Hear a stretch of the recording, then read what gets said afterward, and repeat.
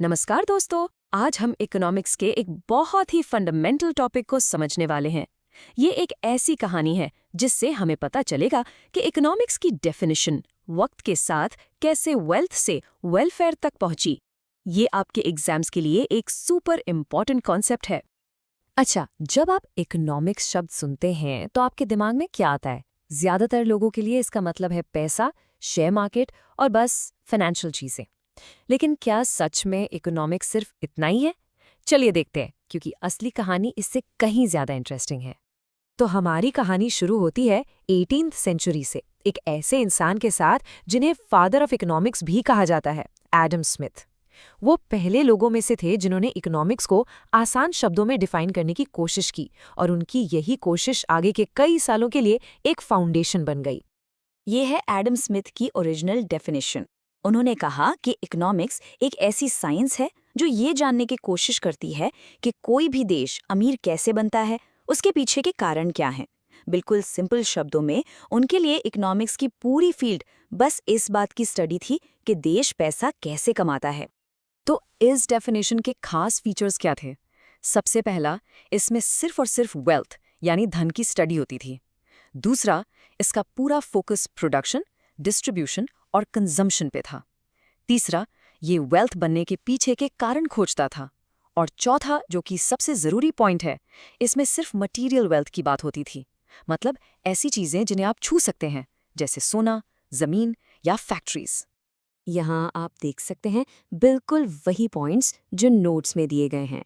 इससे साफ पता चलता है कि इकोनॉमिक्स की शुरुआती समझ पूरी तरह से फिजिकल एसेट्स को जमा करने और मैनेज करने पर ही सेंटर थी। यही उस दौर की इकोनॉमिक्स सोच का कोर था। अब देखिए, स्मिथ की डेफिनेशन ने शुरुआत तो कर दी, लेकिन वो परफेक्ट नहीं थी। धीरे धीरे दूसरे इकोनॉमिस्ट ने इस वेल्थ सेंट्रिक व्यू में कुछ बड़ी कमियां निकालना शुरू कर दिया। तो चलिए अब उन्हीं क्रिटिसिज्म्स को समझते हैं।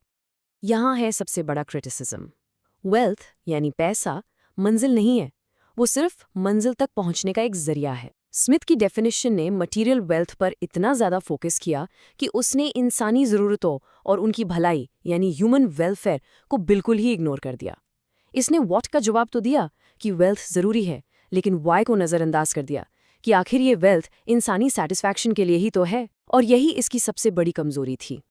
तो इन्हीं कमियों को दूर करने के लिए एक नए इकोनॉमिस्ट सामने आए, अल्फ्रेड मार्शल। उनका कहना था कि इकोनॉमिक्स सिर्फ वेल्थ के बारे में नहीं हो सकती, इसको लोगों के बारे में होना चाहिए। और इसी सोच से उन्होंने अपनी वेलफेयर डेफिनेशन दी। जरा इस डेफिनेशन में शिफ्ट देखिए। मार्शल ने कहा, economics is the study of man in the ordinary business of life.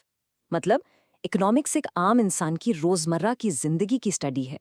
अचानक से फोकस देश की वेल्थ से हटकर आम इंसान की इकोनॉमिक एक्टिविटीज पर आ गया। एरिस्टोटल के डेफिनेशन के फीचर्स बिल्कुल अलग हैं। पहला, ये इंसान की आम जिंदगी को स्टडी करती है। दूसरा, ये देखती है कि एक इंसान अपनी इनकम कैसे कमाता है और कैसे खर्च करता है। तीसरा, इसका मेन कंसर्न मटेरियल वेलफेयर और वेलबींग है। और चौथा, ये वेल्थ और इंसान दोनों की स्टडी है, जिसमें इंसान को सेंटर में रखा गया है। यहाँ नोट्स में फिर से देखिए, मार्शल की डेफिनेशन और उसके फीचर्स डिटेल में दिए गए हैं। इससे साफ पता चलता है कि इकोनॉमिक्स का दायरा कितना बढ़ गया था स्मिथ के नैरो कॉन्सेप्ट के मुकाबले।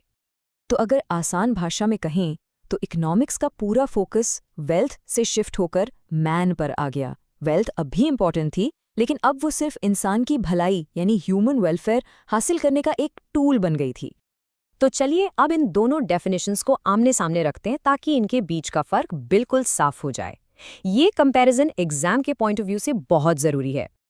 देखिए, पहला और सबसे बड़ा डिफरेंस है मेन सब्जेक्ट का। स्मिथ के लिए मेन सब्जेक्ट था वेल्थ, मार्शल के लिए था मैन। दूसरा, इंपॉर्टेंस किसको दी गई? स्मिथ के लिए वेल्थ बनाना ही असली मंजिल थी, द एंड गोल। लेकिन मार्शल के लिए वेल्थ तो सिर्फ मटेरियल वेलफेयर पाने का एक जरिया था, अ मीन्स। और इससे तीसरा डिफरेंस निकलता है, स्कोप। स्मिथ की डेफिनेशन का स्कोप बहुत नैरो यानी छोटा था, जबकि मार्शल की डेफिनेशन का स्कोप काफी ब्रॉडर था। तो हमने देखा कि इकोनॉमिक्स का सफ़र वेल्थ से वेलफेयर तक कैसे पूरा हुआ। लेकिन इससे आज के लिए एक बहुत ही इंटरेस्टिंग सवाल खड़ा होता है। आज के डिजिटल वर्ल्ड में जहां डेटा और क्रिप्टो करेंसी नए तरह की वेल्थ हैं, अब इकोनॉमिक्स की डेफिनेशन क्या होनी चाहिए? सोचने वाली बात है ना? अगर आपको ये वीडियो हेल्पफुल लगी हो तो लाइक, शेयर और सब्सक्राइब करना ना भूलें और कमेंट करके बताएं अगर आप किसी स्पेसिफिक टॉपिक पे वीडियो चाहते हैं।